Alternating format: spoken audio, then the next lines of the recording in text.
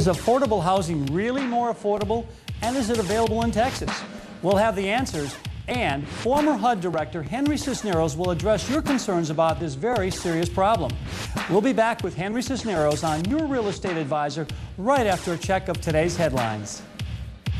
Now, live with the ins and the outs and the do's and the don'ts of Texas real estate, this is Your Real Estate Advisor. Brought to you by Bankers Financial Group.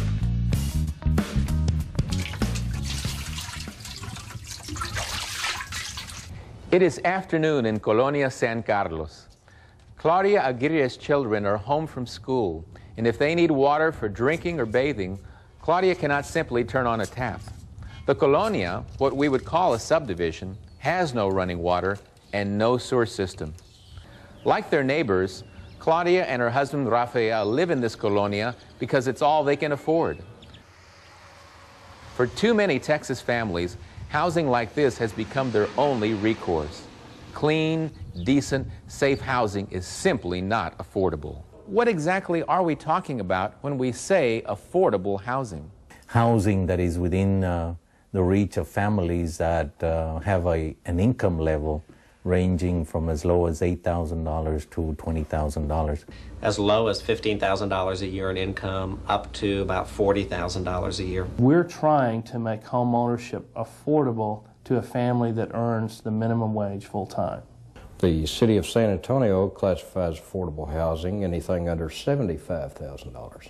The definition of affordable housing boils down to this. Depending on where a family lives and how much it earns, at some point down the income scale, the family can no longer afford to rent or buy clean, safe, decent housing. We now have upwards in many cities of 45 and approaching 50% of the population below the poverty level who are paying more than half of their income for rent. Here in Texas, serious shortages of affordable housing exist throughout the state. We have waiting lists in all our programs ranging from 500 to 1,000 families in the waiting list. In Dallas, Texas, we have an area that is worse than third world type situations where people live with no running water, with no sewer system at all. In the midst of the longest economic boom in national history, why is decent housing out of reach for so many people? The number of families in Texas needing assistance grew far more rapidly than the resources the federal government made available to the cities and to the state. There is no place in Texas where a couple who both earn the minimum wage can find decent housing at a price they can afford. The biggest barrier to affordable housing or home ownership has been the lack of funds to close. Down payment, closing costs. There's no constitutional right to decent shelter at an affordable price. But in a country that promises to reward hard work, it seems only right that every wage earner who puts in an honest 8-hour day is able to go home at night to a clean, safe house. Affordable housing may come from the government, or from the private sector, or from a combination of both, but it needs to come from somewhere. If we don't meet this challenge, the price may be heavy indeed. Welcome to the show. I'm Chet Wilke, your real estate advisor. That was J.J. Rodriguez from the Real Estate Center at Texas A&M University describing the affordable housing crisis in Texas. Today we're going to examine the past and the future of this growing problem and discuss possible ways to fix it. What does the recipe start with? A pinch of land, add a developer, and then the builder, and finally the home buyer.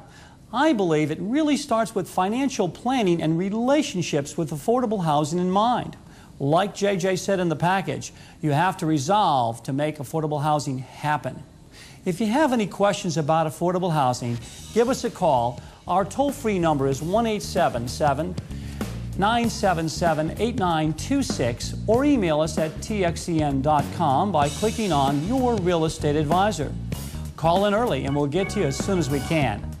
That number again is 1-877-977-8926.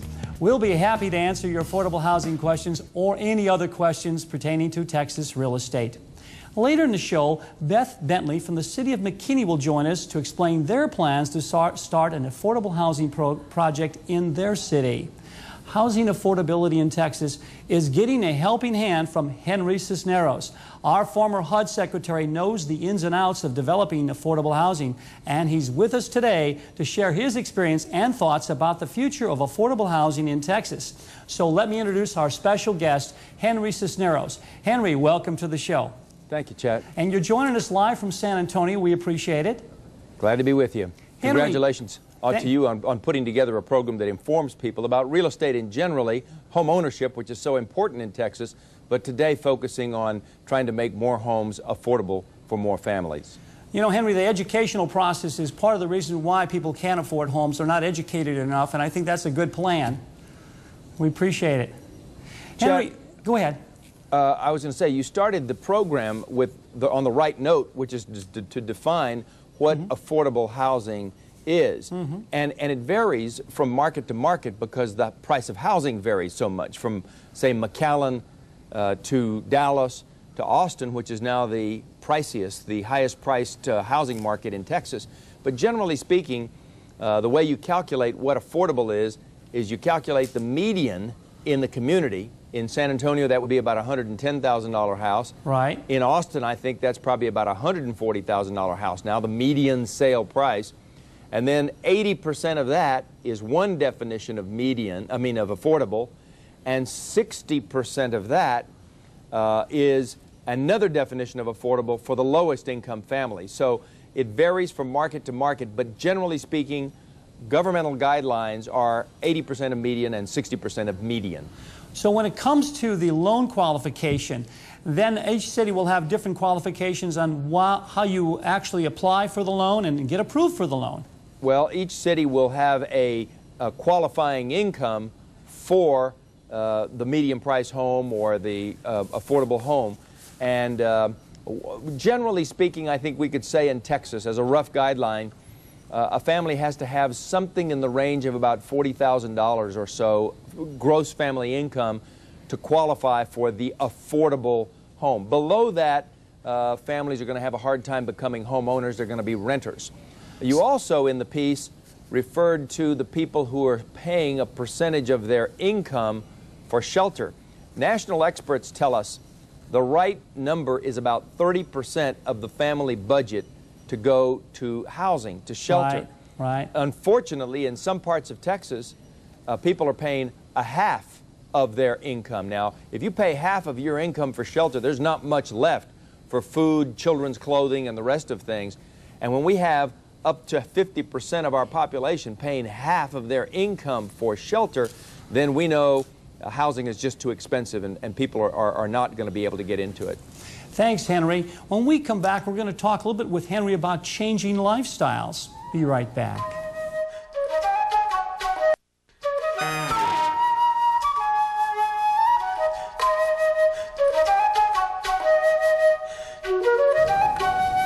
Welcome back to your Real Estate Advisor on TXCN. I'm Chet Wilke, and Henry Cisneros is with us in studio in San Antonio. Henry, we've got a caller on the line. I thought we might be able to help Dennis out from Irving. Okay. Hi, Dennis.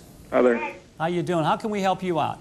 Well, I want to know the first steps of going out and buying a house. I mean, we rent, but we've never bought.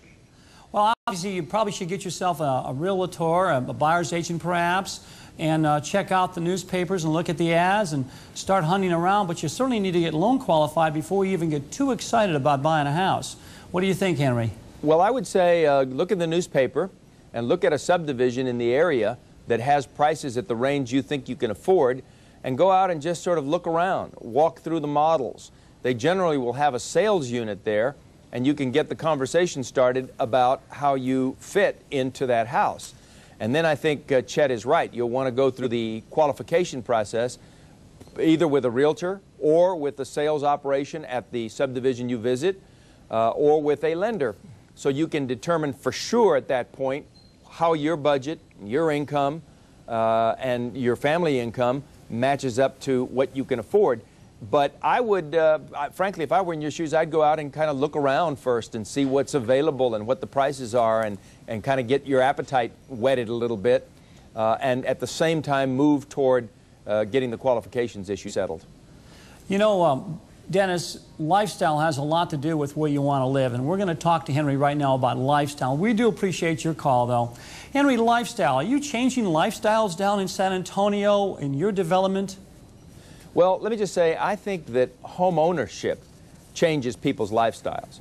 The decision to go from renting, where you're spending your own hard-earned money and it goes to somebody else's account, the owner of the landlord and owner of the apartments, versus for the first time beginning to amass some wealth by having your money go into your own equity in your own house. For most Americans, the sum total of their net worth is